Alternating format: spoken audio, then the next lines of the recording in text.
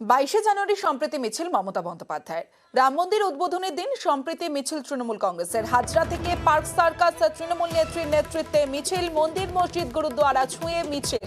প্রতি জেলায় ব্লকে ব্লকে সম্প্রীতি মিছিল করার নির্দেশ দিয়েছেন মুখ্যমন্ত্রী মমতা বন্দ্যোপাধ্যায়। 22শে জানুয়ারি সম্প্রীতি মিছিল মমতা বন্দ্যোপাধ্যায়।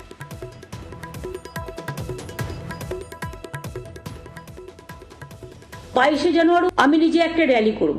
আমি প্রথমে নিজে কালী মন্দিরে যাব। আমি মা কালীকে পুজো দিয়ে হাজরা থেকে সর্বধর্মের মানুষকে নিয়ে মিছিল করে পার্ক সার্কাস ময়দানে গিয়ে আমরা একটা মিটিং করব। মা কালীকে ছুঁয়ে মন্দির মসজিদ গুরুদ্বারা, ওখানে অনেক গির্জাও আছে, সবকিছুকে ছুঁয়ে সব ধর্মের মানুষকে নিয়ে আমরা একটা র্যালি করব। আর আমি জেলাগুলোকে বলবো প্রত্যেকটা জেলায় ব্লকে ব্লকে সেদিন 22শে জানুয়ারি বেলা 3টে সম্প্রীতি মিছিল হবে সবাইকে নিয়ে।